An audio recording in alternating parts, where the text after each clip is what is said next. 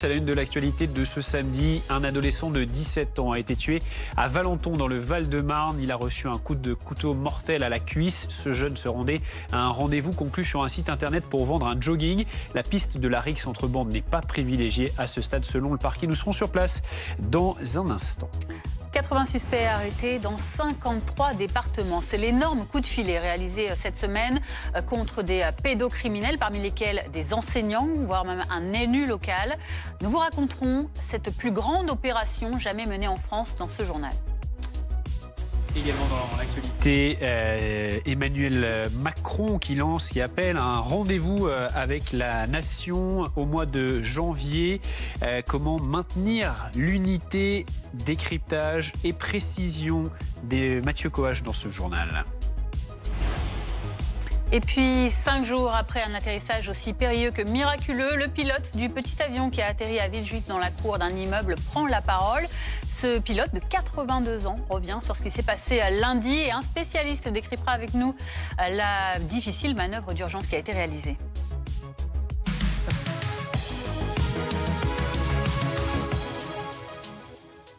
D'abord, pour commencer, à Valenton, donc, dans le Val-de-Marne, un adolescent de 17 ans est mort après avoir reçu un coup de couteau mortel à la cuisse. Anne-Laure Bans, vous êtes sur place pour BFM TV. Anne-Laure, le jeune homme se rendait à un rendez-vous conclu sur le site Vinted pour vendre un jogging. Oui, tout à fait. C'est une rencontre qui aurait dû être banale et qui a pourtant tourné au drame.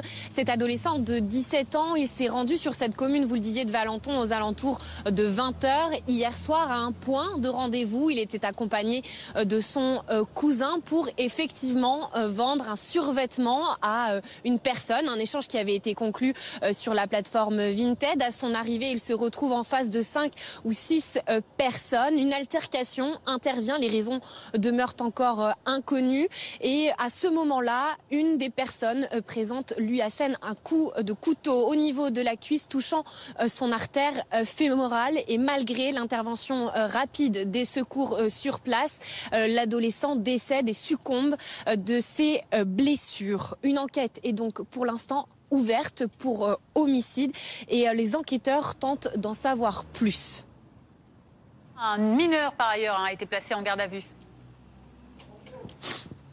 Oui, tout à fait. On l'a appris. Un mineur est donc entendu en ce moment par les enquêteurs. Des enquêteurs qui souhaitent en savoir plus sur le déroulé des événements, savoir ce qui a pu conduire à cette altercation et qui est l'auteur présumé de ce coup de couteau. Je vous le disais, une enquête a été ouverte pour homicide. Elle a été confiée à la police judiciaire qui tente de récolter le plus d'informations possible quant au déroulé des faits. En tous les cas, hier soir, un magistrat s'est rendu sur les lieux du drame et il estime, selon ses premières constatations, que à ce stade, aucune notion de rixe ne peut être retenue. Merci beaucoup Anne-Laure Bans, donc à Valenton, dans le Val-de-Marne pour BFM TV. Le maire de Valenton a réagi à ce drame, on l'écoute. Il s'agit d'un jeune qui est d'une ville du Val-de-Marne qui s'est rendu à Valenton dans l'idée de vendre un survêtement, en tout cas un vêtement, et il s'est retrouvé dans une situation, d'ailleurs ils étaient aussi venus, je crois, ou 3 ou 4, je ne sais pas comment ils étaient, ce jeune avec son cousin et peut-être des amis, mais en tous les cas, suite à cette altercation que l'arme blanche a été effectivement utilisée et il a succombé à ses blessures. Et ce drame, il a eu lieu 4 jours après qu'un adolescent de 15 ans a été tué, lui, dans des affrontements interquartiers. C'était à Daumont, dans le Val d'Oise. 5 personnes ont été placées en garde à vue après cette bagarre qui a impliqué une vingtaine de personnes. On en parle avec notre invité Abdoulaye Kanté. Bonjour, merci d'être avec nous. Vous êtes policier dans les Hauts-de-Seine, auteur du livre « Policiers enfants de la République » aux éditions Fayard. Comment expliquer ces violences entre jeunes ? Écoutez, c'est encore un énième épisode malheureux, donc de la banalisation de la violence de notre société. Quand on voit que plusieurs adolescents ces derniers jours sont morts, on va dire, pour des motifs, je peux appeler ça pour des motifs futiles. Et c'est vrai que c'est un constat que l'on fait aujourd'hui, c'est que la plupart de nos gamins aujourd'hui ont cette manière de régler leur compte pas, on va dire, par des mots, mais juste simplement avec des armes maintenant. C'est qu'ils vont avec des armes pour s'entretuer. Et ça, c'est un constat que l'on fait. Et moi, en tant qu'acteur de terrain, je le vois aussi quotidiennement quand j'échange avec ces gamins-là qui ont on va dire, une désinhibition sur la violence. Et cette violence, pour vous, elle est donc montée d'un cran, de plusieurs crans, particulièrement avec l'usage de ces armes ? Oui, bien sûr, c'est un constat. Donc, vous avez aussi, avec l'aide des réseaux sociaux, où on peut se donner rendez-vous et après, ça peut partir vraiment en vrille, encore une fois, pour des motifs futiles. Quand on voit ce qui s'est passé récemment à Ayzanville. Après, je vais revenir aussi sur l'événement malheureux de Crépol. Donc, quand on voit ces tueries de gamins qui se multiplient, c'est vrai qu'il faut évidemment se poser les bonnes questions. Mais moi, je pense qu'au lieu de faire des constats systématiquement, je pense qu'il faut agir. Comment agir ? C'est-à-dire qu'il faut évidemment multiplier les axes de prévention, c'est-à-dire qu'aller voir ces personnes dans des structures avec l'aide de certaines associations, parce que si on doit parler police, la police viendra, on va dire c'est le dernier maillon de la chaîne, mais avant toute chose, je pense qu'il faut prévenir. Et la responsabilité des parents qu'il faut encore maintes et maintes fois répéter. Et ce qu'il faut dire aussi, Abdoulaye Kanté, vous évoquiez Crépol, 550 habitants, il y a Daumont, 15 000 habitants, Valenton, 14 000 habitants. On n'est plus dans des violences uniquement dans des grandes villes, on est là dans des villages ou dans des petites villes. Ah oui, bien sûr, mais non, je pense qu'avant, on avait le focus sur les violences s'accentuer dans les quartiers populaires, dits populaires ou dans les cités, mais maintenant, ça s'est déplacé. Ça va dans des petites villes, comme vous l'avez estimé, vous l'avez expliqué, à Crépol ou même des fois à Besançon, donc vraiment des villes où on n'aurait jamais imaginé qu'il y aurait des fois de la violence gratuite et surtout banale. C'est que quand on voit que certains sont armés de couteaux ou même des fois armés et qui veulent régler leur compte peut-être juste à cause d'un regard. Très récemment, vous aviez un jeune de 12 ans qui s'en est pris à un de nos collègues policiers réservistes, et je vais encore apporter tout mon soutien.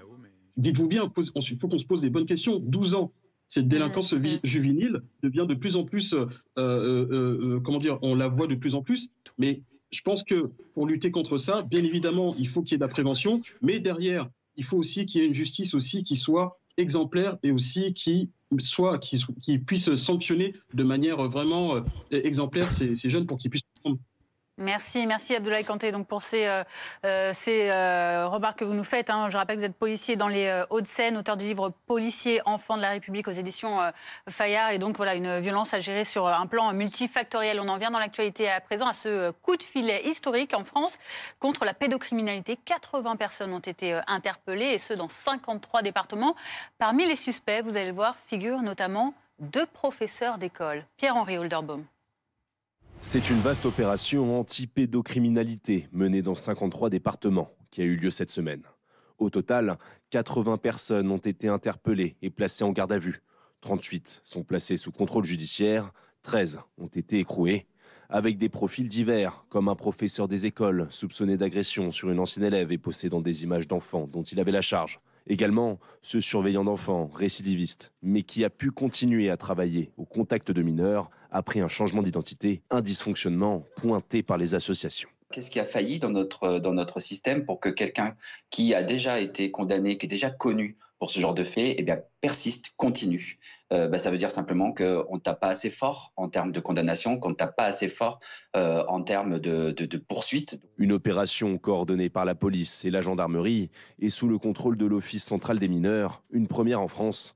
Le ministre de l'Intérieur se félicite. Grand coup de filet contre la pédocriminalité cette semaine grâce à la mobilisation exceptionnelle des policiers et gendarmes de l'office mineur que nous avons créé il y a quelques semaines. Une réussite à nuancer et à mettre en perspective avec le traitement de la France dans ce type de dossier, selon cet associatif. C'est bien que le ministre de l'Intérieur s'en félicite, sauf qu'en réalité, ce que le ministre de l'Intérieur ne dit pas, c'est que la France a 10 fois moins de moyens quasiment que d'autres pays comme la Belgique et d'autres pour pouvoir agir. Et c'est ça le sujet de fond. L'enquête va devoir déterminer les responsabilités et les comportements de chacun des interpellés. Le ministre de l'Intérieur indiquait hier que les investigations étaient toujours en cours.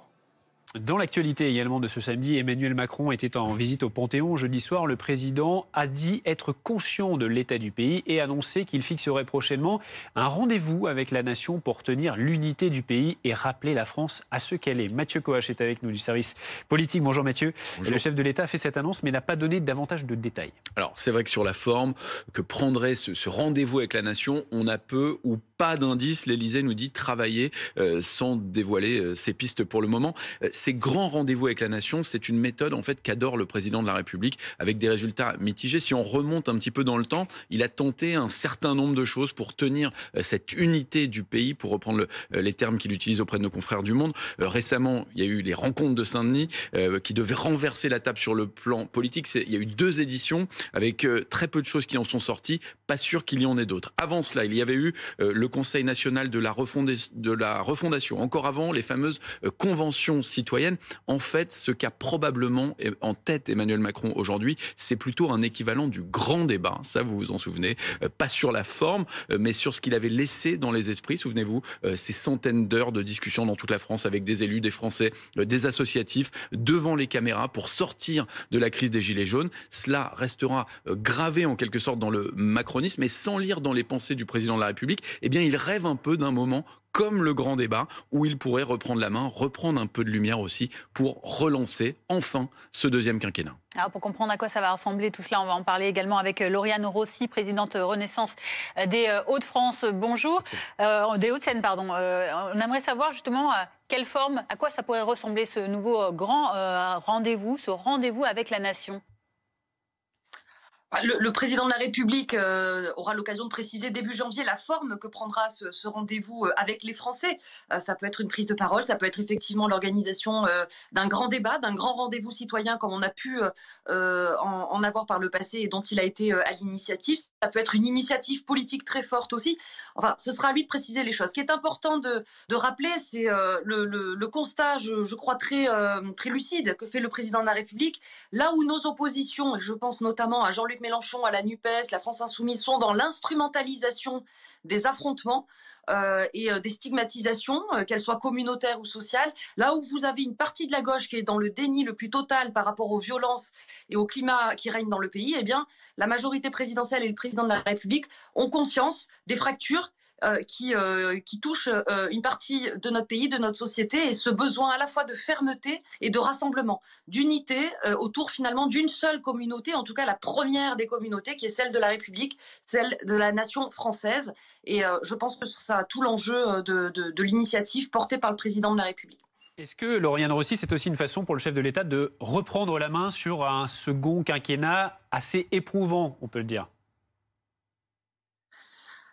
Le premier quinquennat n'avait pas non plus été très calme. Hein. Rappelons-nous la crise des Gilets jaunes, la crise sanitaire du Covid, et puis effectivement, eh bien, cette montée des violences dans notre pays, ce climat international aussi, hein, qui n'est pas sans lien avec les affrontements que l'on peut constater dans notre pays. Et puis, il faut le dire très clairement, une montée de groupuscules extrêmement violents, qu'ils soient d'extrême gauche ou d'extrême droite, et qui s'amusent avec beaucoup de danger pour nos concitoyens et pour l'unité de notre nation à instrumentaliser les peurs et deviennent de plus en plus violents. Je crois que l'actualité récente nous le montre et ça n'est pas acceptable dans notre pays. Je crois qu'il est urgent de rassurer nos concitoyens, l'ensemble des Français et évidemment les communautés qui se sentent stigmatisées aujourd'hui. C'est tout l'enjeu, je crois, de l'action du président de la République qui se veut garant de l'unité et de la cohésion nationale, et puis l'action de la majorité présidentielle sur ce sujet. Encore une fois, fermeté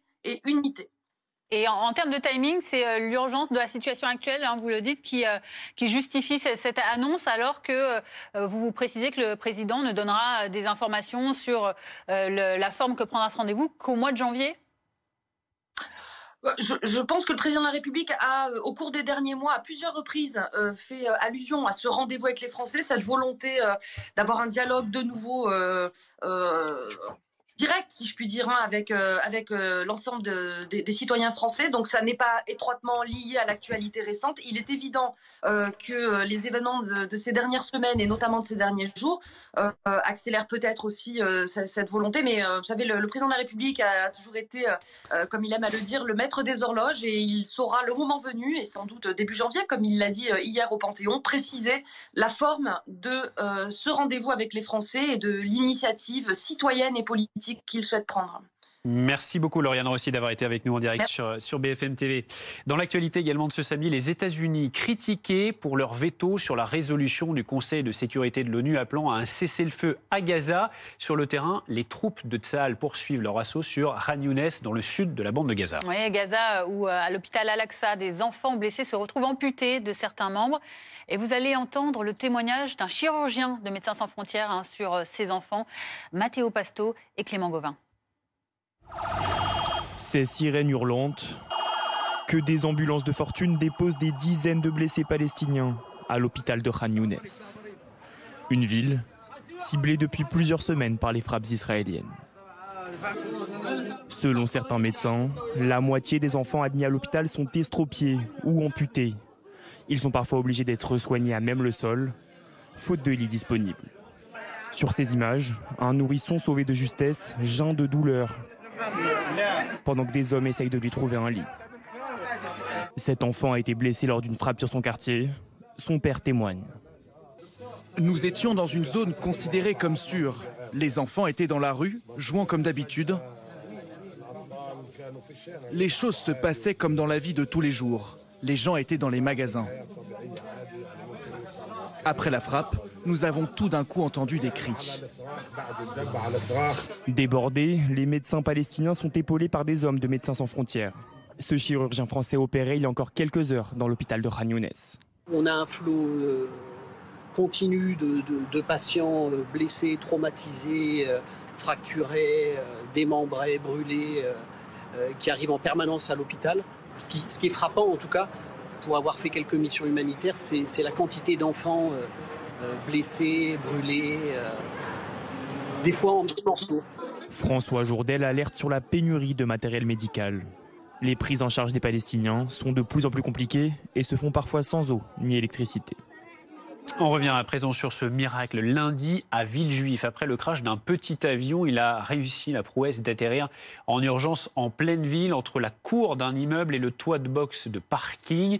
Les 2 passagers ainsi que le pilote ont été blessés. Le pilote qui a pu sortir lui-même de l'appareil pour ouvrir aux passagers, il s'appelle Jean-Pierre Trimaille, il a 83 ans, il est pilote-instructeur, il a une grande expérience, on va y revenir dans un instant.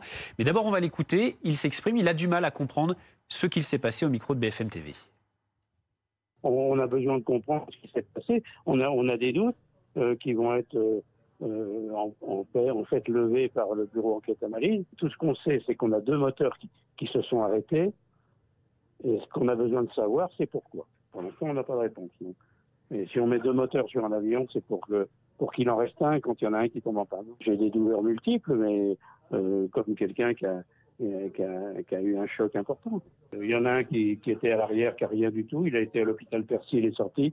Et l'autre qui a, comme moi, un petit problème sur deux vertèbres. Oui, on a eu beaucoup de chance. Hein. Il y a eu une association entre l'expérience que je peux avoir de ce métier et un gros morceau de chance. Bonjour Gérard Felzer. Bonjour à vous. Président d'Aviation sans frontières, on aimerait revenir sur cet atterrissage absolument incroyable et ces premiers témoignages, ces premiers mots du pilote. Un pilote instructeur, expérimenté. Alors on l'a entendu, il parle de chance, mais il n'y a pas que de la chance. C'est quoi son pédigré pour avoir réussi cet exploit ? Alors on reconnaît, tout le monde, les professionnels, les pilotes de ligne connaissent Jean-Pierre. Il a formé plus de 5000 pilotes, jamais d'accident. Il a été pilote de planeur, ce qui peut expliquer aussi son réflexe de éviter les tours sur un environnement urbanisé comme celui-là. Donc, on va savoir ce qui s'est passé réellement, s'il y a une faute de pilotage ou pas. Pilotage, certainement pas, mais peut-être autre chose. Mais on peut que saluer le réflexe qu'il a eu. Ça me rappelle un petit peu le pilote de la baie d'Hudson quand il est tombé en panne avec les oiseaux qui sont rentrés dans les réacteurs. Voilà, ça rappelle ça. La compensation, l'expérience qui joue contre ce qu'on peut appeler une fatalité. Il y a eu aussi Air Transat, il y a eu les Canadiens qui sont tombés en panne d'essence totale. Ils ont rejoint en planant Santa Maria aux Açores. Voilà, ça arrive de temps en temps. Alors, il dit, ce pilote, qu'il y a 2 moteurs qui se sont arrêtés. Une panne simultanée de 2 moteurs, c'est improbable. C'est quasi, enfin, c'est rarissime. Alors, il y a des plaisantins qui disent toujours, avec 2 moteurs, tu as 2 fois plus de chances de tomber en panne, mais c'est pas vrai. En fait, on est capable de voler sur un seul moteur. Quand il y a un moteur qui tombe en panne, il y a un déséquilibre qui se fait, un couple. Il faut le compenser en bottant, ce qu'on dit dans le jargon, du bon pied, pour, avec la dérive, compenser la dissymétrie du vol. Et ensuite, il y a une checklist qui dit couper le carburant, etc., etc. Mais 2 moteurs, ça ressemble beaucoup. Je ne sais pas, il faudra attendre les conclusions de l'enquête, mais ça ressemble beaucoup à une panne d'essence. Oui, c'est ça, parce que la cause, ça pourrait être une rupture d'un tuyau, peu importe. Voilà. Oui. Parce que les moteurs ne sont pas en cause a priori. Et le fait que ça n'a pas pris feu, donc on peut se poser ce genre de questions en tous les cas. Mais une panne moteur, comment ça se passe? C'est comme dans un planeur finalement? Comment on gère à ce moment-là? Lorsqu'on a une panne moteur, moteur droit par exemple, l'avion va aller vers la droite parce qu'il va être poussé par l'autre moteur en fonctionnement. Donc ça se gère. On répète ça des milliers de fois avant de devenir pilote. Mais après, pour avoir la panne des 2 moteurs, c'est probablement soit un carburant qui a été pollué, peut-être, soit un manque de carburant, mais ça on le verra par la suite. Très rapidement, l'enquête peut prendre combien de temps par le BEA? Alors, ça va aller assez vite, me semble-t-il. Quand je dis vite, c'est minimum 2 mois ou 3 mois. D'accord. Mais en tous les cas, on aura des premières conclusions dans les jours qui viennent. Merci beaucoup Gérard pour toutes ces précisions. Restez avec nous sur BFM TV. Dans un instant, nous reviendrons sur ce drame à Valenton dans le Val-de-Marne. Un jeune homme de 17 ans a été tué d'un coup de couteau à la cuisse alors qu'il était venu pour vendre un survêtement à plusieurs jeunes. Il a été poignardé. La justice écarte à ce stade la piste de la rixe. Le suspect principal est en garde à vue.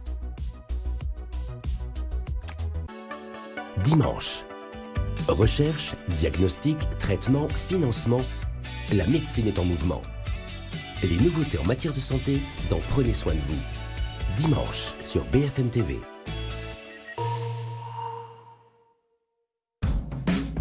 C'est bon de regarder Prenez soin de vous avec Naturalia.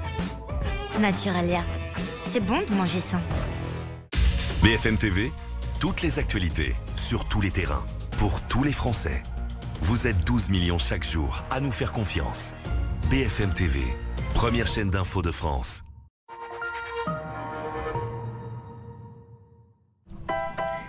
See the sun, it's rising, pulsing through your veins.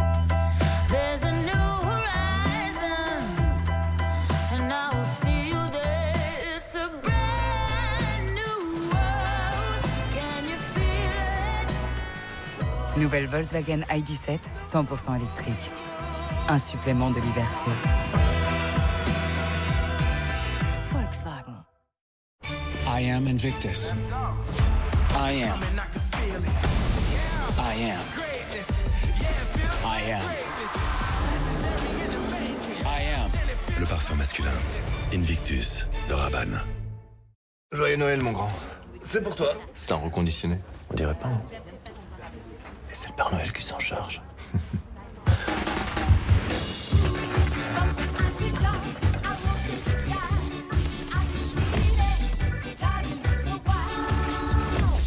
Et papy.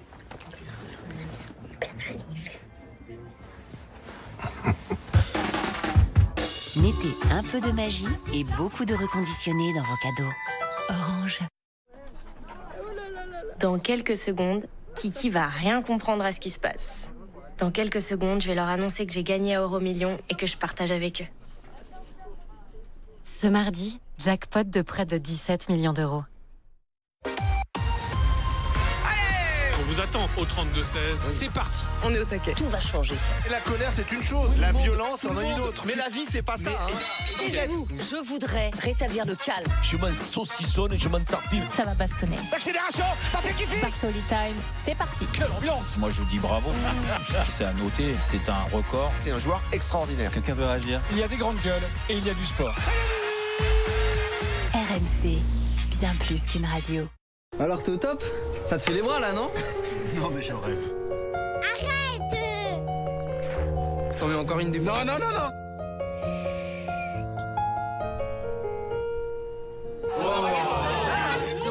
Mais t'as encore faim?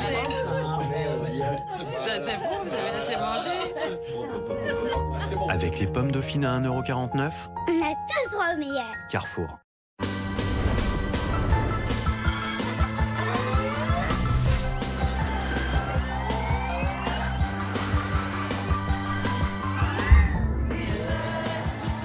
Souvenez-vous à quel point vous aimiez les voitures électriques.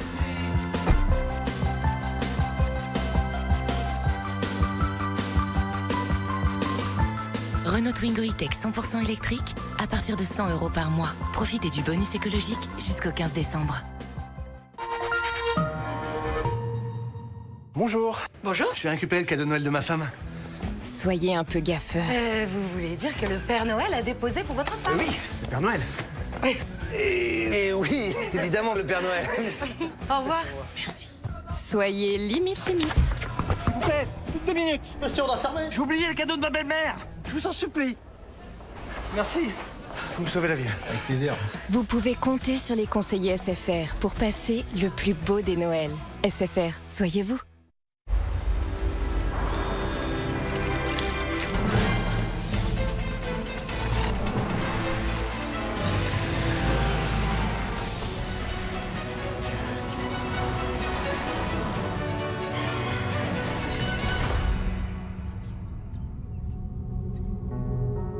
Rien ne résiste à la nouvelle Peugeot i308 100% électrique. Disponible à partir de 230 € par mois seulement. Avant, moi, je faisais confiance tout le temps. C'est comme ça qu'on m'a conseillé une super voiture, ou un super lave-linge, un chien super gentil, un super baptême de l'air, et un super appart. Mais maintenant, c'est fini. Je fais super gaffe à qui me conseille. Vous proposez un conseiller qui n'a pas d'autre objectif que de vous conseiller. C'est ça, construire pour que le monde bouge. CIC. Abonnez-vous dès aujourd'hui à l'offre 100% numérique du Parisien. Profitez d'un accès illimité à nos contenus sur notre site et notre application. Offre exclusive Le Parisien, 1 € les 2 premiers mois, puis 7,99 € par mois pendant 10 mois. Le Parisien, créez du lien. Être favori, c'est bien, à condition qu'ils prennent le départ. Bien du mal à faire entrer le favori des parieurs. On considère déjà le numéro 4, l'outsider. Avec The Turf, on a les données en temps réel. C'est vraiment bien pour parier. Tu as raison de me faire confiance. Tu vois, on a gagné.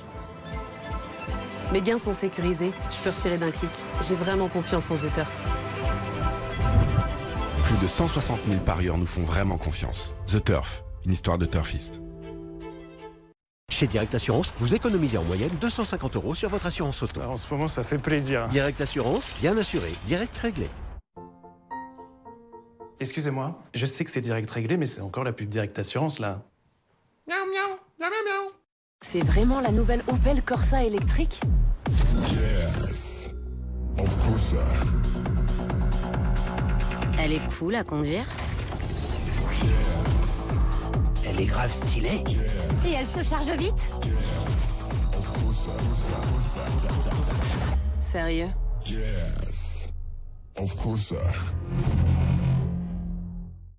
Nouvelle Corsa électrique ou essence est à partir de 109 € par mois.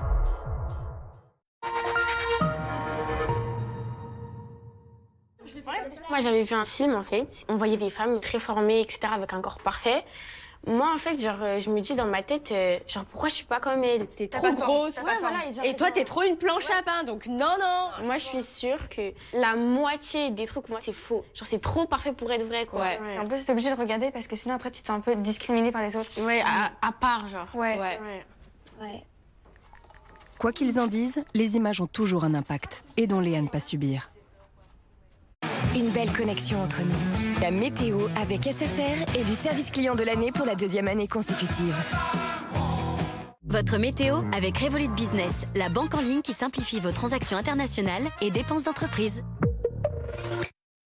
Votre programme avec Magnolia.fr. Changez votre assurance de prêt à tout moment et économisez sur Magnolia.fr, comparateur en assurance de prêt immobilier.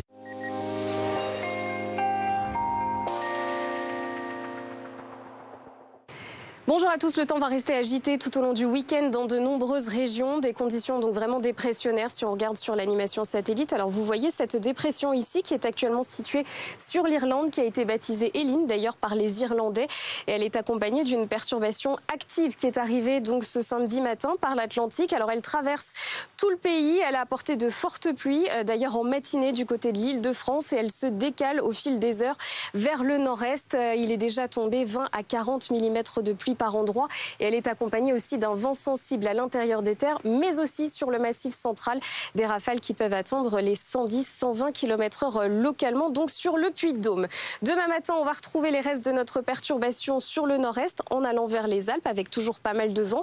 Ailleurs, le ciel sera bien nuageux. Profiterez d'un petit peu plus de soleil, de l'Auvergne en descendant vers la Méditerranée, avec du vent d'ailleurs en Méditerranée jusqu'à 70 km/h, et déjà ce front pluvieux qui arrive par l'Atlantique et qu'on va retrouver dans l'après-midi du sud-ouest en allant vers l'Occitanie, vers le Nord-Pas-de-Calais. Les pluies les plus soutenues vont vraiment concerner l'Aquitaine en allant vers l'Occitanie. Toujours du vent à l'intérieur des terres, 50-60 km/h en rafale. Ailleurs, ce sera plus calme mais encore bien nuageux. Les températures entre 2 et 11 degrés le matin, 2 à Grenoble, mais déjà 11 degrés à Bordeaux ou encore à Perpignan. Et puis dans l'après-midi, notez jusqu'à 21 degrés du côté de Biarritz par effet de feu. C'est le vent de sud qui va passer par-dessus les Pyrénées et va se réchauffer par compression. Température 9 degrés au-dessus des normales de saison. Et pour la journée de lundi, on retrouvera ces fortes pluies sur les régions centrales, notamment entre le Massif central et les Alpes, avec le retour de la neige à très haute altitude, puisque vous le voyez, les températures resteront très douces. Une belle connexion entre nous. C'était la météo avec SFR, élu service client de l'année pour la 2e année consécutive. C'était votre météo avec Revolut Business, la banque en ligne qui simplifie vos transactions internationales et dépenses d'entreprise. C'était votre programme avec Magnolia.fr. Changez votre assurance de prêt à tout moment et économisez sur Magnolia.fr, comparateur en assurance de prêt immobilier. À la une à 14h30 dans l'après-info, il n'avait que 17 ans. Il est mort lors d'une vente d'un survêtement à Valenton, dans le Val-de-Marne. Un adolescent a été poignardé par un autre jeune venu en bande pour voler le vêtement et un autre a été blessé. La justice écarte pour l'instant la piste de la rixe, mais un suspect est toujours en garde à vue.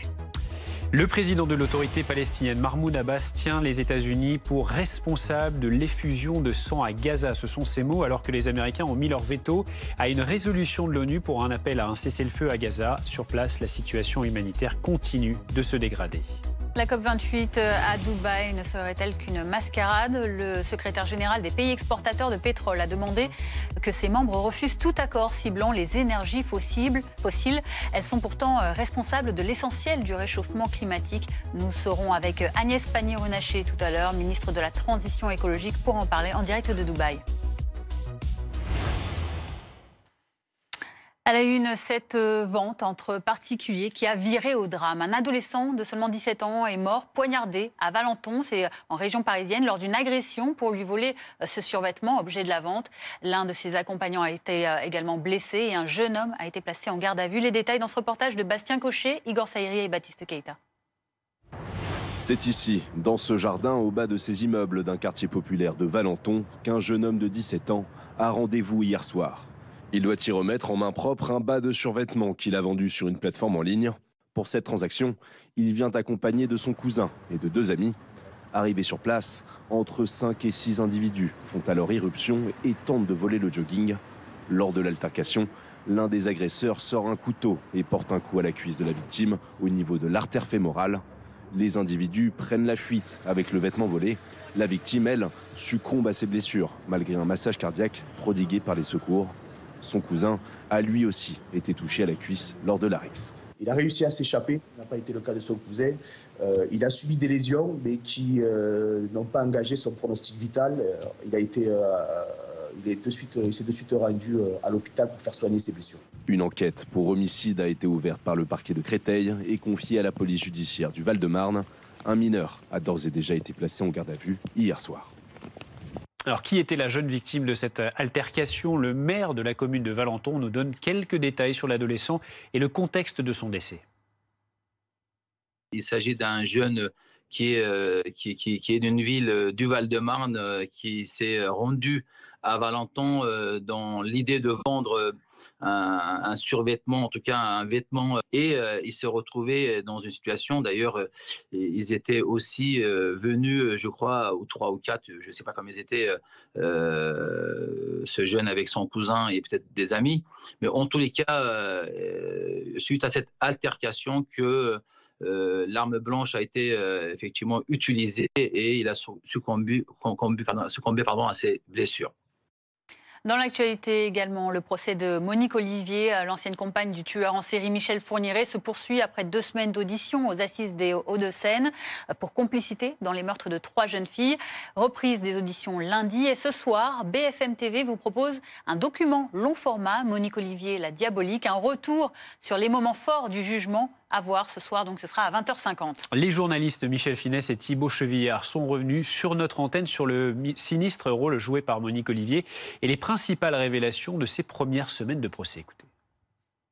Couple criminel. On a quelqu'un qui permet le passage à l'acte de Fourniret, lui-même l'a dit, sans elle, il serait peut-être pas devenu ce qu'il est devenu.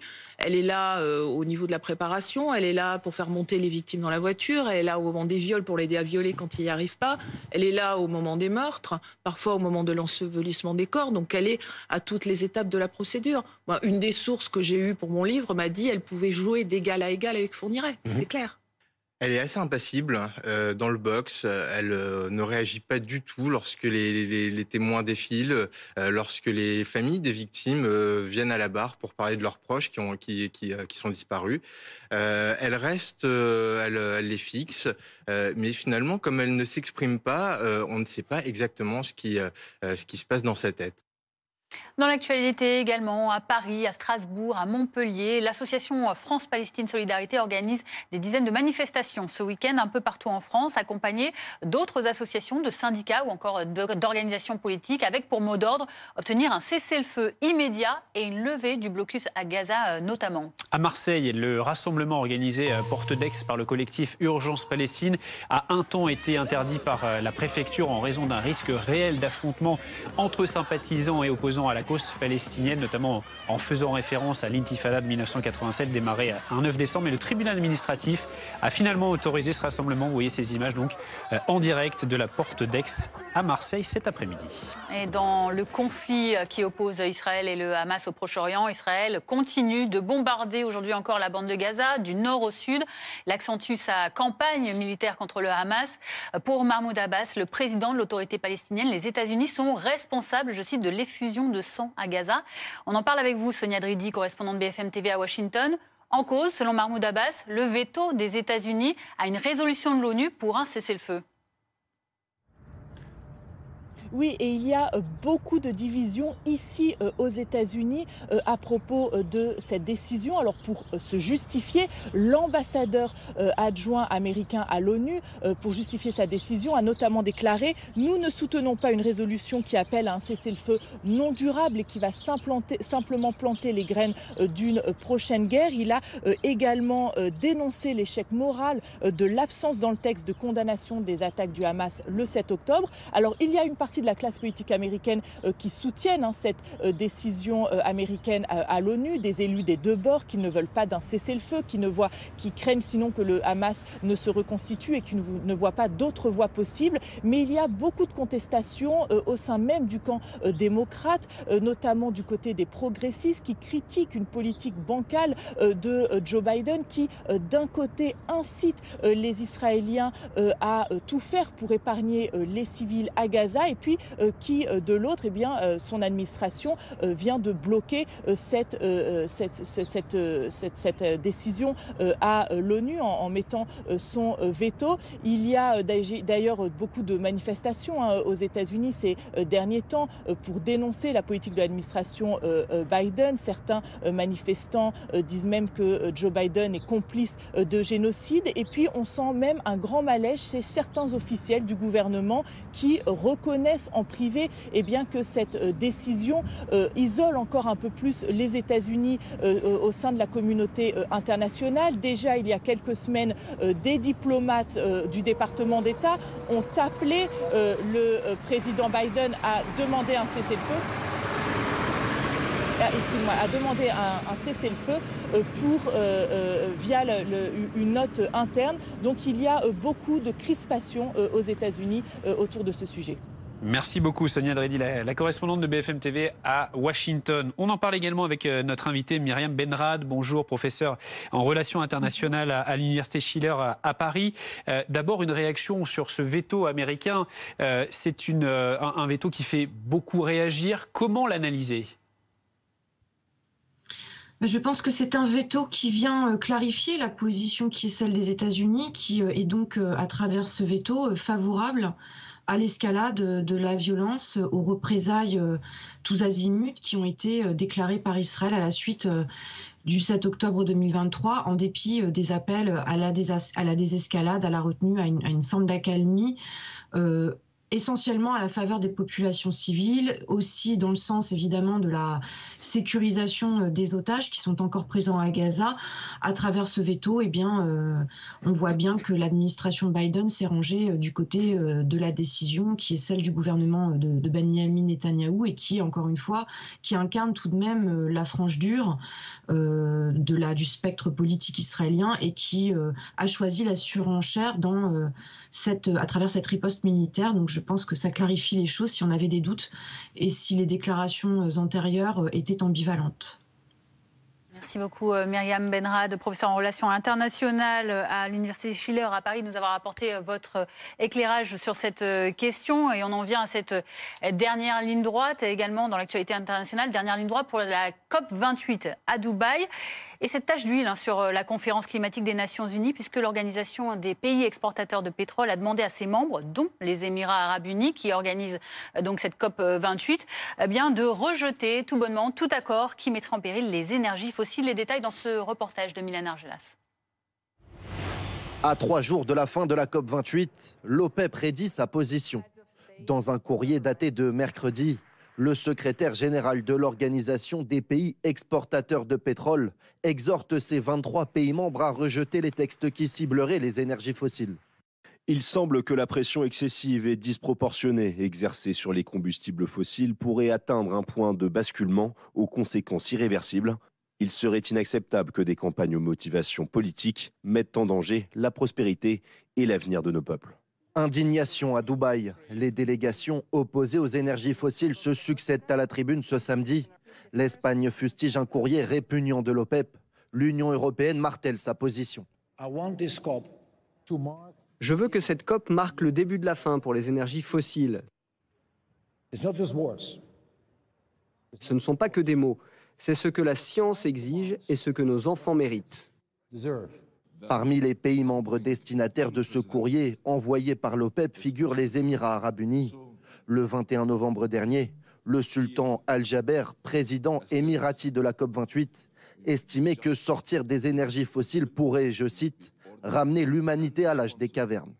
L'OPEP donc qui demande à ses membres de refuser tout accord ciblant les énergies fossiles. On en parle avec notre invitée Agnès Pannier-Runacher. Bonjour, merci d'être avec nous. Vous êtes ministre de la Transition énergétique. Vous êtes en direct de Dubaï. Merci beaucoup, Madame la ministre, d'être avec nous. Vous vous êtes dite stupéfaite et en colère après les déclarations de l'OPEP. Expliquez-nous pourquoi. Oui, ça a été très bien montré par votre reportage. Les émissions de CO2, elles sont causées à 75% par les énergies fossiles. Donc si on veut sérieusement réduire les émissions de CO2 qui causent le dérèglement climatique, il va falloir diminuer notre utilisation d'énergie fossile. C'est aussi simple que cela, c'est ce que nous dit la science. Et aujourd'hui, nous tenons, dans cette discussion de la COP28, une occasion unique d'avoir enfin, parce que ça n'y figure toujours pas, d'avoir enfin un accord sur la façon dont on sort progressivement des énergies fossiles. Donc heureusement, le secrétaire général de l'OPEP n'est pas dans la salle de négociation, mais moi je le dis très clairement à la présidence émirati, il ne faut pas se laisser impressionner par cette prise de position. Nous devons absolument avancer sur cette question des énergies fossiles. Elle n'est pas facile, mais elle est essentielle si on veut atteindre la neutralité carbone en 2050. Oui, parce que ce que reproche le secrétaire général de l'OPEP, c'est une pression excessive, dit-il, disproportionnée sur les combustibles fossiles qui pourrait avoir des conséquences irréversibles. Par ailleurs, dans son courrier, il continue en disant que les membres de l'OPEP donc, prennent au sérieux le changement climatique. On a du mal à comprendre vraiment comment avec cette décision. Et il dénonce également des campagnes aux motivations politiques, dit-il, qui mettent en danger la prospérité de nos peuples. C'est ça, on touche au portefeuille en fait de ces pays. Et je crois qu'il faut être clair, il faut rester attaché à ce que nous dit la science. La science, elle nous dit 75% des émissions de gaz à effet de serre sont liées aux fossiles.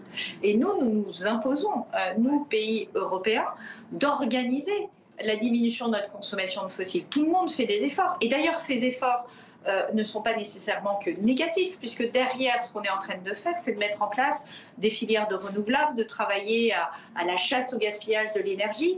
Et on voit que progressivement, on y arrive et que ce sont aussi des emplois, que ce sont aussi des industries. Donc la meilleure façon, finalement, si on veut arriver à la neutralité carbone, c'est bien d'organiser la sortie des énergies fossiles, de le faire de manière complète, de le faire le plus tôt possible, parce que c'est précisément ça qui évitera d'avoir un impact fort sur nos populations, sur leur pouvoir d'achat et sur nos industries. Quelles conséquences pourrait avoir un tel rejet de toute décision contre les énergies fossiles, Madame la Ministre? Alors, aujourd'hui, aucune décision de la COP, des COP précédentes ne sont allés jusqu'à un accord de sortie des énergies fossiles. Donc, notre ambition, c'est d'aller toujours plus loin d'une COP sur l'autre. Et de ce point de vue-là, le fait d'avoir une décision qui parlerait de l'ensemble des énergies fossiles et qui dirait qu'il faut s'organiser pour diminuer notre consommation et en sortir, serait un très grand succès. C'est plutôt comme ça qu'il faut regarder le sujet. Mais nous avions un grand espoir dans cette COP28. C'est une COP qui fait le bilan de tout ce qui a été fait depuis la COP21, la COP qui a débouché sur les accords de Paris en 2015.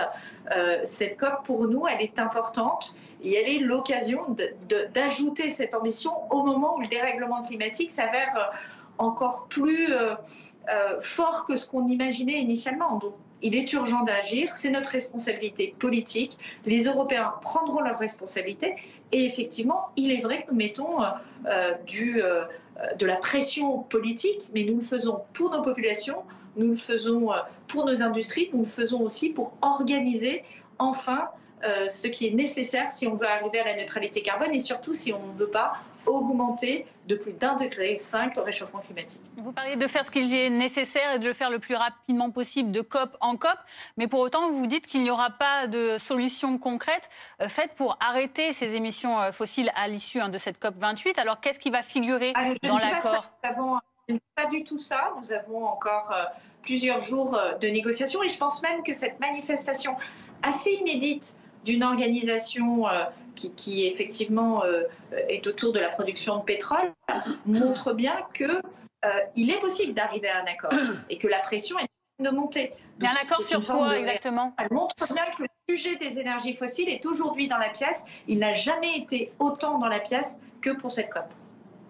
Merci beaucoup, Madame la Ministre. On va vous libérer, évidemment, parce que vous avez du travail et le temps est précieux et vous est compté. Merci Agnès Pannier-Runacher d'avoir été avec nous en direct sur BFM TV cet après-midi. Dans l'actualité également de ce samedi, le monde du béton et le cimentier, Lafarge-Holcim dans le viseur des soulèvements de la terre. Une vingtaine de manifestations ont lieu aujourd'hui à Paris, Nantes, Bordeaux ou Marseille. Elles annoncent 5 jours d'action pour dénoncer l'artificialisation des terres, l'extension de carrières et les pollutions de l'air et de l'eau générées par ces activités. Sur l'A69 qui doit relier Toulouse à Castres, des manifestations également avec, vous les voyez, des manifestants qui sont rassemblés à Saint-Germain-des-Prés dans le Tarn. On a pensé à mobilisation qu'on continuera de suivre sur cette antenne, évidemment, avec vous. On en vient à cette nouvelle arnaque. Soyez prudents, surtout à l'approche des fêtes de fin d'année. L'an dernier, ce sont plus d'1,5 million de personnes qui ont signalé une cybermalveillance liée à de l'hameçonnage, c'est-à-dire à la tentative de soutirer des informations personnelles ou de l'argent. Et depuis, plusieurs semaines. Eh bien, vous allez voir, l'escroquerie à l'enfant se développe de plus en plus. Encore une nouvelle escroquerie donc, sur laquelle il va falloir être très vigilant. Les explications d'Isabelle Golens, Juliane Roland et Marine Schaer. C'est ce texto que Fabien, père de famille, a reçu sur son téléphone portable. Coucou papa, j'ai perdu mon tel. Peux-tu m'envoyer un message WhatsApp sur ce numéro? Ce que Fabien fait immédiatement.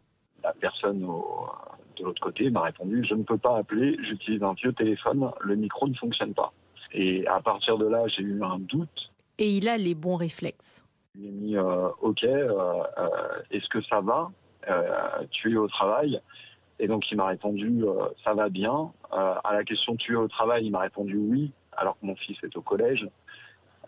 Donc là, je me suis dit, il n'y a plus de doute, c'est pas lui. Fabien a en fait échangé avec un escroc. Il a été victime d'une arnaque, apparue en Australie l'année dernière, arrivée en France fin 2022 et qui s'intensifie. Plusieurs dizaines de signalements par semaine sont envoyés à la plateforme de prévention et d'assistance aux victimes, avec pour certains un préjudice qui s'élève à plusieurs milliers d'euros. La créativité des cybercriminels est sans limite, on le voit bien au travers d'un exemple tel que celui-là où il va essayer de jouer sur la fibre parentale. Le prétendu enfant, qui en fait est un escroc, il va prétexter des dépenses inopinées auxquelles il doit faire face pour demander de l'argent à ses parents. Si vous recevez ce genre de message, essayez d'appeler votre enfant sur son numéro habituel et n'envoyez jamais d'argent avant d'avoir réussi à le joindre. Enfin, effectuez un signalement sur cybermalveillance.gouv.fr. Restez avec nous sur BFM TV dans un instant. Nous allons revenir sur ce drame dans le Val-de-Marne à Valenton. Ce jeune de 17 ans qui a été tué, blessé donc d'un coup de couteau mortel à la cuisse alors qu'il était venu pour vendre un jogging après avoir conclu cet échange sur Internet. Nous y reviendrons dans un instant, mais avant, la météo. Une belle connexion entre nous. La météo avec SFR élu service client de l'année pour la 2e année consécutive. Votre météo avec Revolut Business, la banque en ligne qui simplifie vos transactions internationales et dépenses d'entreprise. Votre programme avec Magnolia.fr. Changez votre assurance de prêt à tout moment et économisez sur Magnolia.fr, comparateur en assurance de prêt immobilier.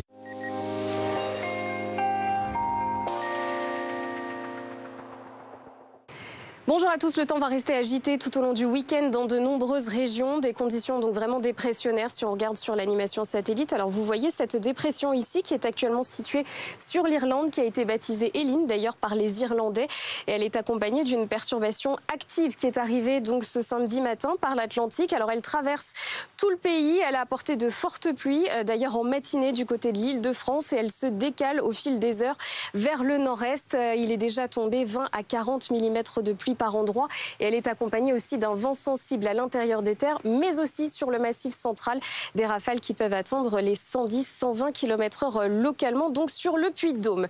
Demain matin, on va retrouver les restes de notre perturbation sur le nord-est en allant vers les Alpes avec toujours pas mal de vent. Ailleurs, le ciel sera bien nuageux. Vous profiterez d'un petit peu plus de soleil de l'Auvergne en descendant vers la Méditerranée avec du vent d'ailleurs en Méditerranée jusqu'à 70 km/h et déjà ce front pluvieux qui arrive par l'Atlantique et qu'on va retrouver dans l'après-midi du sud-ouest en allant vers l'Occitanie, vers le Nord-Pas-de-Calais. Les pluies les plus soutenues vont vraiment concerner l'Aquitaine en allant vers l'Occitanie. Toujours du vent à l'intérieur des terres, 50-60 km/h en rafale. Ailleurs, ce sera plus calme mais encore bien nuageux. Les températures entre 2 et 11 degrés le matin, 2 à Grenoble, mais déjà 11 degrés à Bordeaux ou encore à Perpignan. Et puis dans l'après-midi, notez jusqu'à 21 degrés du côté de Biarritz par effet de feu. C'est le vent de sud qui va passer par-dessus les Pyrénées et va se réchauffer par compression. Température 9 degrés au-dessus des normales de saison. Et pour la journée de lundi, on retrouvera ces fortes pluies sur les régions centrales, notamment entre le Massif central et les Alpes, avec le retour de la neige à très haute altitude, puisque vous le voyez, les températures resteront très douces. Une belle connexion entre nous. C'était la météo avec SFR, élu service client de l'année pour la 2e année consécutive. C'était votre météo avec Revolut Business, la banque en ligne qui simplifie vos transactions internationales et dépenses d'entreprise. C'était votre programme avec Magnolia.fr. Changez votre assurance de prêt à tout moment et économisez sur Magnolia.fr, comparateur en assurance de prêt immobilier. Votre rendez-vous avec Revolut Business, la banque en ligne qui simplifie vos transactions internationales et dépenses d'entreprise. Votre programme vous est présenté par le nouveau Ford Transit Custom, la référence de l'utilitaire en mieux.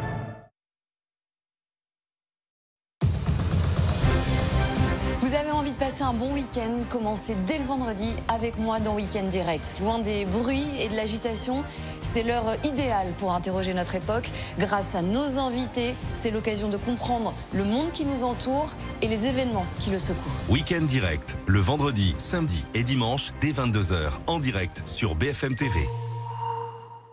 Votre rendez-vous avec Revolut Business, la banque en ligne qui simplifie vos transactions internationales et dépenses d'entreprise. BFM TV, toutes les actualités, sur tous les terrains, pour tous les Français. Vous êtes 12 millions chaque jour à nous faire confiance. BFM TV, première chaîne d'info de France.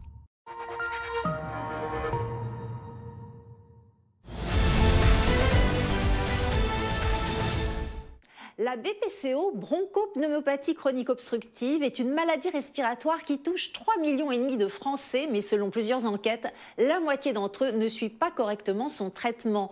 Pour quelles raisons, docteur Frédéric Le Guillou? Pour beaucoup de patients, l'inhalateur est synonyme de stress, de maladie, de contrainte. On l'oublie, on le prend mal.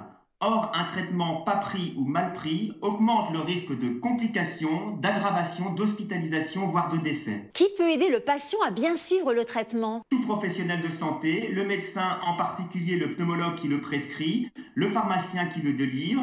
Il existe aussi des vidéos explicatives, des centres d'éducation thérapeutique. Un patient informé est un patient qui aura compris l'intérêt de son traitement, sera observant et améliorera sa qualité de vie. Merci et à très bientôt pour une nouvelle Minute Santé.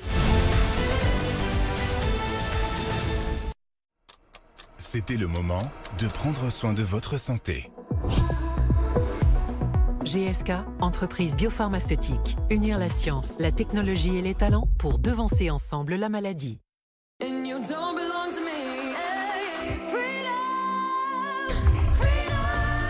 Libre, l'eau de parfum est la nouvelle Absolue Platine, Yves Saint Laurent. Dans quelques secondes, Kiki va rien comprendre à ce qui se passe. Dans quelques secondes, je vais leur annoncer que j'ai gagné à Euromillions et que je partage avec eux. Ce mardi, jackpot de près de 17 millions d'euros. Qu'est-ce que ça a d'intéressant? Vraiment incroyable! C'est gratuit! Mais j'ai hâte de voir comment ça va se finir. Pluto TV, streamer, c'est gratuit. Ah, c'était une dinguerie, mon gars! C'est pour ton frère, j'hésite encore. Vous pouvez essayer avec celui-ci? Non, mais tellement gênant. Soyez indécise. C'est carré de... Celui-là, oh, mais c'est carrément ton frère, là. Ah, c'était flagrant. C'est un très bon choix, madame. Soyez limite. S'il vous plaît, 2 minutes, monsieur, on doit fermer. J'ai oublié le cadeau de ma belle-mère. Ouais. Merci. Vous me sauvez la vie, là. Vous pouvez compter sur les conseillers SFR pour passer le plus beau des Noëls. SFR, soyez-vous. Découvrez la nouvelle appli Nostalgie. 250 radios digitales, tous vos tubes, Tous vos podcasts. 100% gratuits. On ira tous sur cette appli. Même vous, même moi.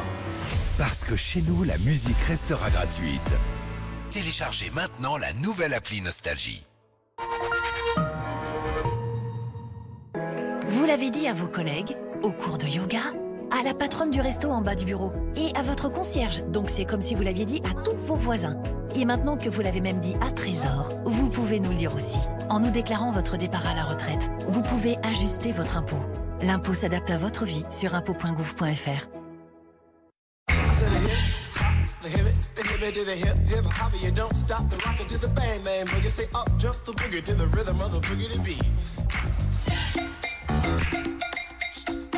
One Million.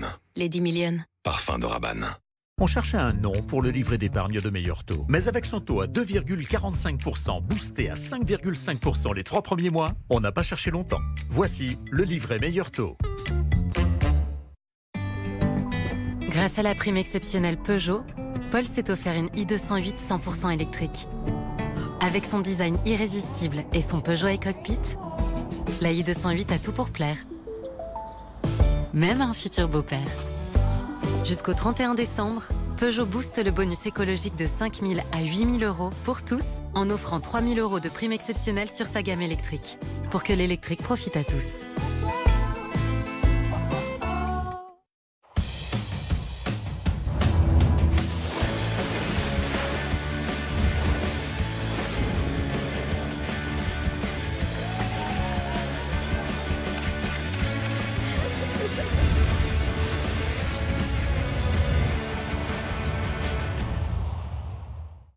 Cette année, ce sera pour Bérangère des lunettes pour voir clair. Ou pour Axel des lunettes de soleil. Et sinon du style pour Barbara qui fait son cinéma. Pour les fêtes, Chin Chin Daflelou, ce n'est pas une, mais 2 paires de lunettes de plus pour 1 € de plus. Et avec la carte cadeau, la 3e c'est comme vous voulez pour qui vous voulez. Dispositif médical.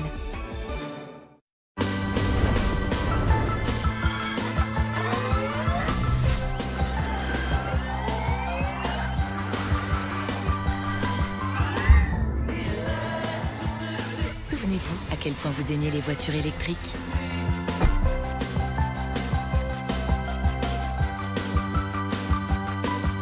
Renault Mégane E-Tech 100% électrique à partir de 300 € par mois. Borne de recharge et installation offerte. Profitez du bonus écologique jusqu'au 15 décembre.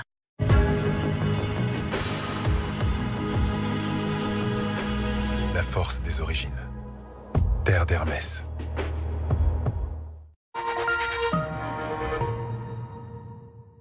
Votre rendez-vous avec Revolut Business, la banque en ligne qui simplifie vos transactions internationales et dépenses d'entreprise.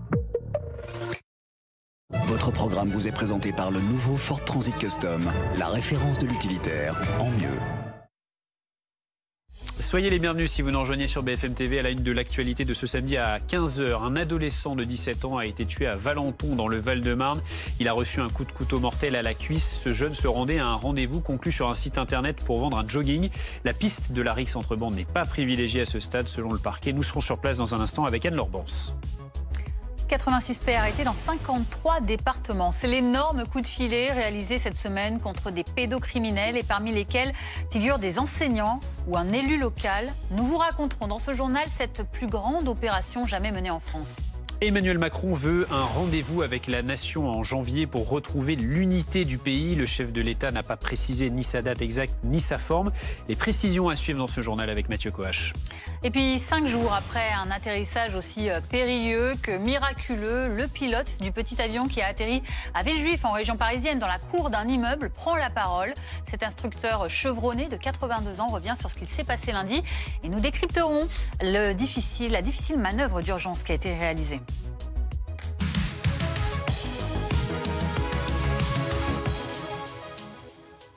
Ça s'est passé à Valenton dans le Val-de-Marne. Un adolescent de 17 ans est mort après avoir reçu un coup de couteau mortel à la cuisse. Anne-Laure Bance, vous êtes sur place pour BFM TV. Anne-Laure, le jeune homme se rendait à un rendez-vous conclu sur le site Vinted pour vendre un jogging.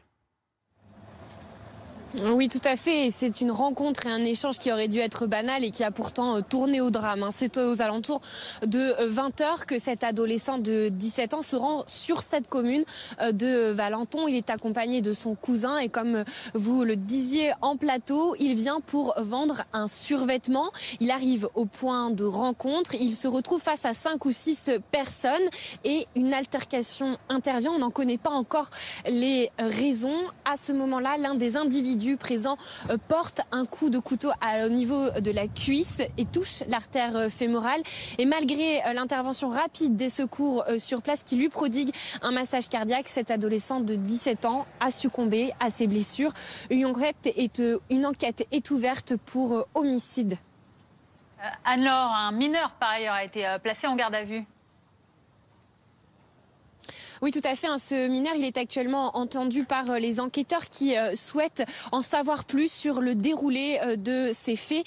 Quelles sont les raisons de cette altercation? Qui des personnes présentes a porté un coup de couteau à cet adolescent de 17 ans? Autant de questions auxquelles ce mineur, qui est actuellement en garde à vue, va devoir répondre. Pour l'heure, je vous le disais, une enquête est ouverte pour homicide. Elle a été confiée à la police judiciaire qui va tenter d'établir les faits. Un magistrat s'est également rendu hier soir sur le lieu du drame et selon ses premières estimations à ce stade, la notion de rixe est pour le moment exclue. Merci beaucoup Anne Lorbance à Valenton dans le Val-de-Marne pour BFM TV, donc avec Nils Corbier. Le maire de Valenton a réagi à ce drame, écoutez.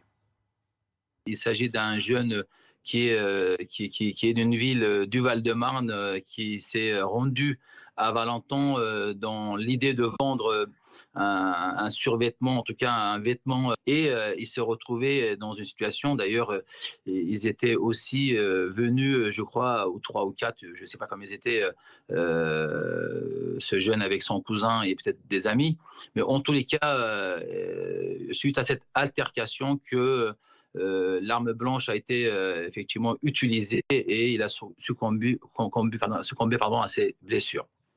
Et ce drame, il est survenu à peine 4 jours après qu'un adolescent de 15 ans a lui aussi été tué. C'était lors d'affrontements interquartiers à Daumont, toujours dans cette fois-ci en région parisienne, mais dans le Val d'Oise. 5 personnes ont été placées en garde à vue après cette bagarre qui avait impliqué une vingtaine de personnes. On en parle avec vous, Armel Momboli. Bonjour. Merci d'avoir accepté notre invitation. Vous êtes président de l'association Vox Populi. On aimerait savoir comment expliquer cette violence entre jeunes. D'abord, merci de l'invitation et de me donner l'opportunité d'évoquer encore une énième fois ce sujet de la jeunesse, parce que ce n'est pas la première fois que je viens sur vos plateaux et que je pense que ce ne sera pas la dernière si je dirais que ce sujet de la jeunesse, les décideurs qui en ont la charge, à savoir l'État et les collectivités et les parents dans ce cas de figure, ne sont pas à un moment mis autour de la table. Tout simplement, pourquoi ? Parce qu'on est sorti d'une période du confinement sans finalement prendre la mesure de ce que cet épisode a pu engendrer sur la partie, je dirais, psychique d'une certaine partie de la jeunesse. On sait qu'au sortir de là, il y a eu des problématiques liées à l'angoisse, liées à des pertes de repères, qui aujourd'hui associées avec un manque, je dirais, d'encadrement dans certains territoires familiaux, à savoir que la question des familles monoparentales, la société, effectivement, sans indexer qui que ce soit, à mon sens, n'empare pas vraiment. Puisque c'est vrai que j'ai grandi dans un territoire où, à l'époque, les familles étaient beaucoup plus solidaires, encadrées, structurées. Et donc, même s'il y avait de par là une famille monoparentale, il y avait suffisamment de familles autour pour pouvoir pallier à certaines problématiques qui pouvaient apparaître.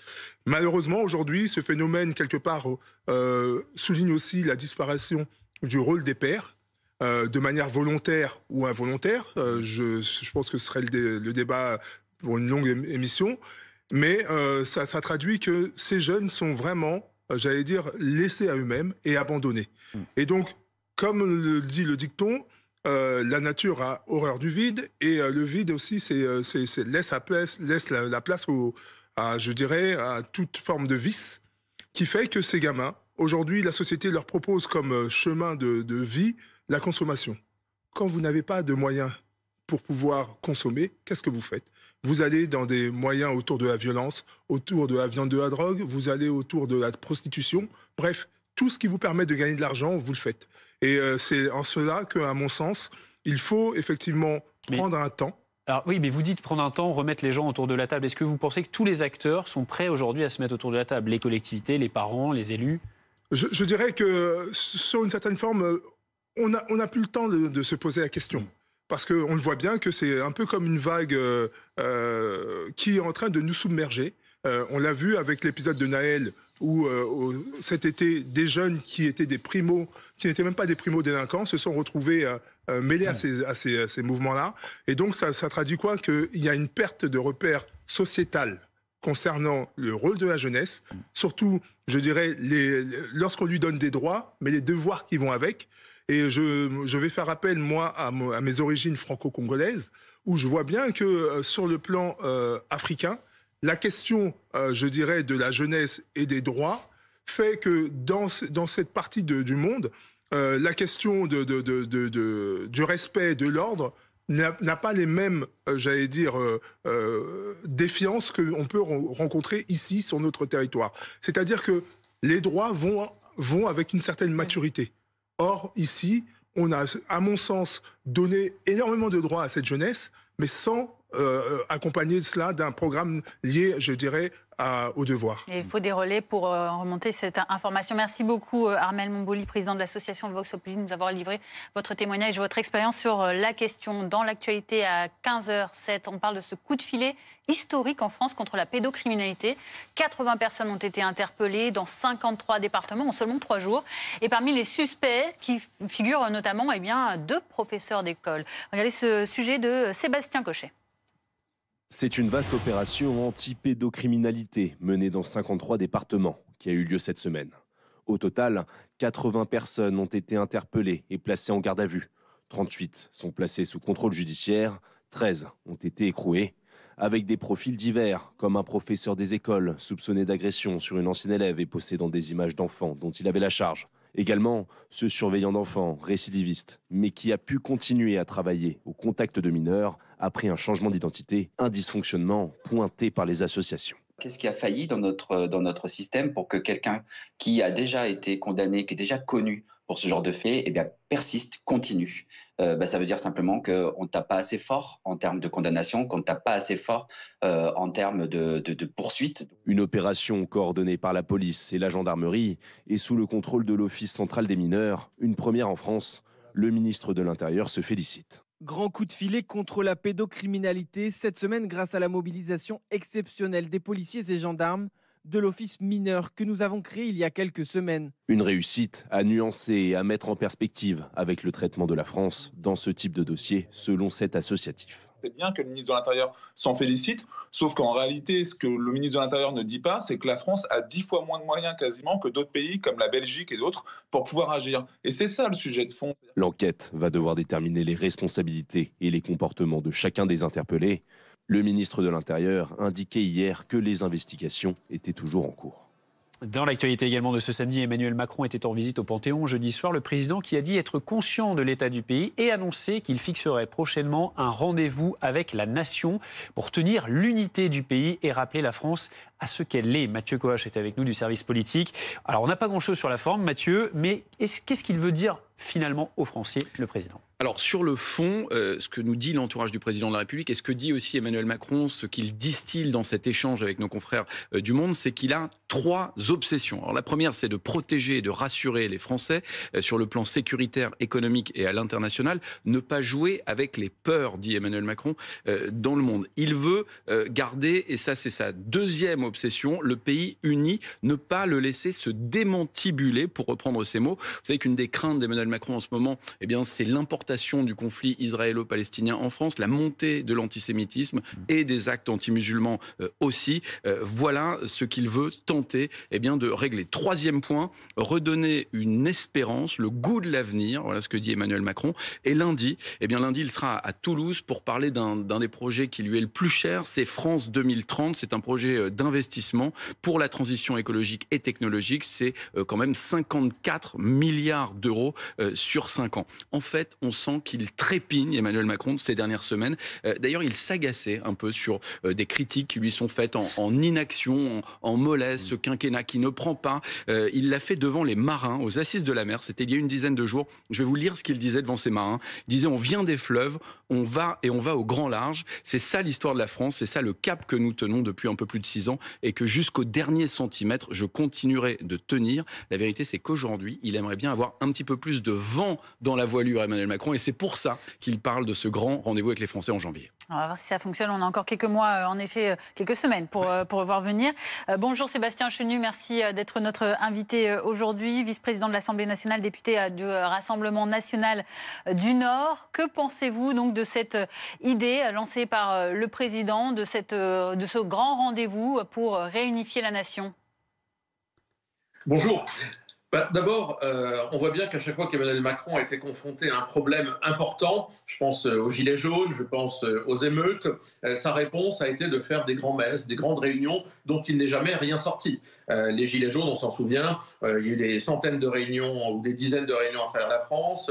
Les émeutes, il y a eu les réunions de Saint-Denis. À chaque fois, rien ne sort. Emmanuel Macron ne peut pas être le pompier des incendies qu'il allume lui-même depuis tant d'années. Aujourd'hui, l'entendre parler de protection, d'unification du pays, d'espérance, tout ça, ce sont des mots, c'est bien gentil. Enfin, il est à la manœuvre depuis 6 ans et surtout, il a fait exactement l'inverse. La protection des Français, on n'a jamais eu autant d'insécurité et d'immigration. L'union, l'unification des Français, il n'a jamais fait autre chose qu'être un président communautariste. Il l'exprime même à travers un certain nombre de paroles et d'actes régulièrement. Et l'espérance, il l'a tuée, notamment quand on voit les notes que nous avons dans le concours, enfin dans le classement PISA en matière d'éducation, pour ne prendre que cet exemple. Donc Emmanuel Macron, il a beaucoup déconstruit ce qui tient la société, ce qui tenait la société. Il a beaucoup abîmé ce qui tenait la société. On pourrait lister tout ce qu'il a déconstruit et abîmé. Et aujourd'hui, il déplore tout cela et il nous dit « je vais faire une grande réunion, une grande messe, etc. » Le problème, c'est que d'abord, il n'a pas de vision, il n'est pas convaincu et surtout, à chaque fois qu'il a bougé, il a fait exactement l'inverse de ce qu'il faudrait faire. Alors, comment retrouver l'unité? Quel remède? Que proposez-vous?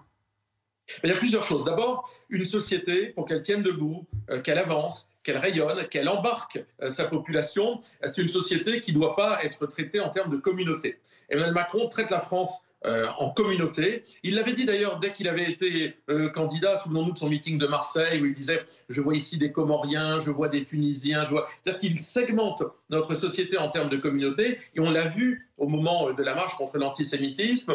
Il a dit « je ne veux pas opposer la communauté juive à la communauté musulmane », ce qui est à mon avis un contresens total. Il n'y a qu'une communauté, c'est la communauté nationale. Donc ça, c'est la première chose. Sa vision anglo-saxonne ne correspond pas, nous, à la vision que porte Marine Le Pen. Ensuite, il y a l'immigration. On ne peut pas continuer dans un pays à essayer d'unir les Français en laissant entrer 500 000 personnes avec des us et coutumes différents chaque année. Donc là-dessus, il y a 2 leviers qu'il n'a pas activés, mais surtout, il a affaibli la France. Après, il y a l'autorité, les autorités. Que ce soit l'école, le classement nous montre qu'on a totalement dégringolé dans le classement PISA. Toutes les formes d'autorité, la justice, mais jusqu'aux pompiers, aux contrôleurs SNCF ou de bus dans les transports, toutes ces autorités, tout ce qui représente une autorité a été abîmé, a été déconstruit. Et puis il y a la haine de soi. Comment voulez-vous qu'un peuple se projette, soit fier de lui, si du soir au matin, on lui apprend à se faire, on lui apprend en lui disant qu'il est trop petit, qu'il doit être dans la repentance, qu'il doit demander pardon. Regardez, comment ce serait possible qu'on puisse travailler avec nos partenaires allemands si matin, midi et soir, on devait leur dire « mais vos grands-parents, vos arrière-grands-parents ont combattu contre nous ». Ce ne serait pas possible. Donc, donnons un peu de fierté aux Français, restaurons les autorités, arrêtons l'immigration. Merci beaucoup d'avoir répondu à nos questions cet après-midi, Sébastien Chenu. Dans l'actualité également à l'étranger, on en vient aux États-Unis, critiqués pour leur veto sur la résolution du Conseil de sécurité de l'ONU appelant à un cessez-le-feu sur Gaza. Sur le terrain, les troupes de Tsahal poursuivent leur assaut de Khan Younes dans le sud de la bande de Gaza. Gaza, où l'hôpital Al-Aqsa, où des enfants blessés se retrouvent amputés de certains membres pour certains. Vous allez entendre le témoignage d'un chirurgien de Médecins sans frontières sur ces enfants, Matteo Pasto et Clément Gauvin. Ces sirènes hurlantes, que des ambulances de fortune déposent des dizaines de blessés palestiniens à l'hôpital de Khan Younes. Une ville ciblée depuis plusieurs semaines par les frappes israéliennes. Selon certains médecins, la moitié des enfants admis à l'hôpital sont estropiés ou amputés. Ils sont parfois obligés d'être soignés à même le sol, faute de lits disponibles.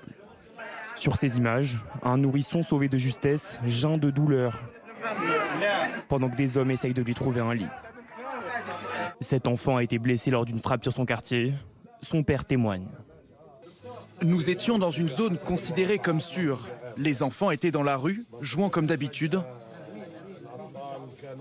Les choses se passaient comme dans la vie de tous les jours. Les gens étaient dans les magasins.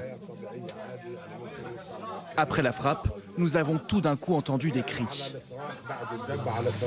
Débordés, les médecins palestiniens sont épaulés par des hommes de Médecins sans frontières. Ce chirurgien français opéré il y a encore quelques heures dans l'hôpital de Khan Younes.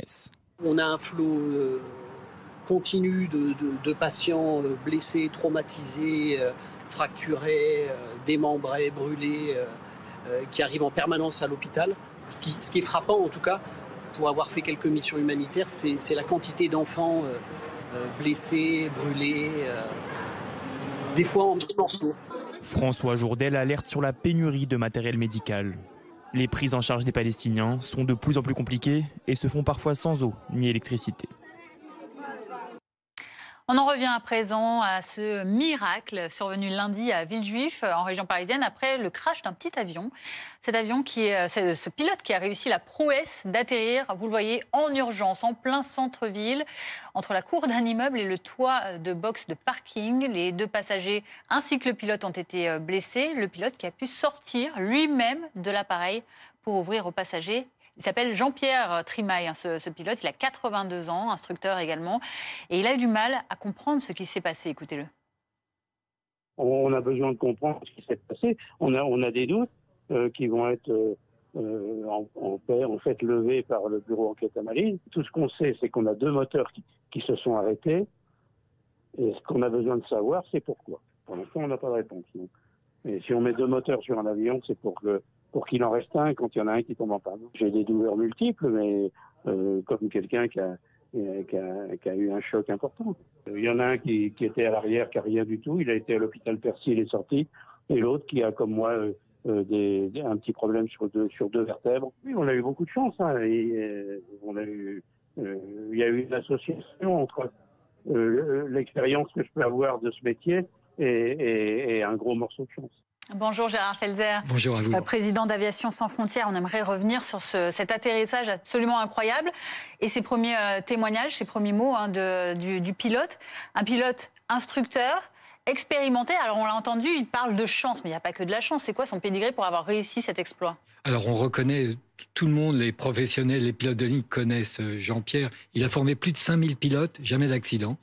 Il a été pilote de planeur, ce qui peut expliquer aussi son réflexe de éviter les tours sur un environnement urbanisé comme celui-là. Donc, on va savoir ce qui s'est passé réellement, s'il y a une faute de pilotage ou pas. Pilotage, certainement pas, mais peut-être autre chose.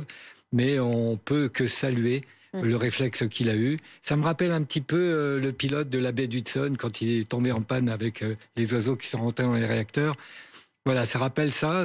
La compensation, l'expérience qui joue contre ce qu'on peut appeler une fatalité. Il y a eu aussi Air Transat, il y a eu les Canadiens qui sont tombés en panne d'essence totale. Ils ont rejoint en planant Santa Maria aux Açores. Voilà, ça arrive de temps en temps. Alors, il dit, ce pilote, qu'il y a 2 moteurs qui se sont arrêtés. Une panne simultanée de 2 moteurs, c'est improbable. C'est quasi, c'est rarissime. Alors, il y a des plaisantins qui disent toujours, avec 2 moteurs, tu as 2 fois plus de chances de tomber en panne, mais c'est pas vrai. En fait, on est capable de voler sur un seul moteur. Quand il y a un moteur qui tombe en panne, il y a un déséquilibre qui se fait, un couple. Il faut le compenser en bottant, ce qu'on dit dans le jargon, du bon pied, pour, avec la dérive, compenser la dissymétrie du vol. Et ensuite, il y a une autre checklist qui dit couper le carburant, etc., etc. Mais 2 moteurs, ça ressemble beaucoup. Je ne sais pas, il faudra attendre les conclusions de l'enquête, mais ça ressemble beaucoup à une panne d'essence. Oui, c'est ça, parce que la cause, ça pourrait être une rupture d'un tuyau, carburant, voilà. Oui. Parce que les moteurs ne sont pas en cause a priori. Et le fait que ça n'a pas pris feu, donc on peut se poser ce genre de questions en tous les cas. Mais une panne moteur, comment ça se passe? C'est comme dans un planeur finalement? Comment on gère à ce moment-là? Lorsqu'on a une panne moteur, moteur droit par exemple, l'avion va aller vers la droite parce qu'il va être poussé par l'autre moteur en fonctionnement. Donc ça se gère. On répète ça des milliers de fois avant de devenir pilote. Mais après, pour avoir la panne des 2 moteurs, c'est probablement soit un carburant qui a été pollué, peut-être, soit un manque de carburant, mais ça on le verra par la suite. Très rapidement, l'enquête peut prendre combien de temps par le BEA? Alors, ça va aller assez vite, me semble-t-il. Quand je dis vite, c'est minimum 2 mois ou 3 mois. D'accord. Mais en tous les cas, on aura des premières conclusions dans les jours qui viennent.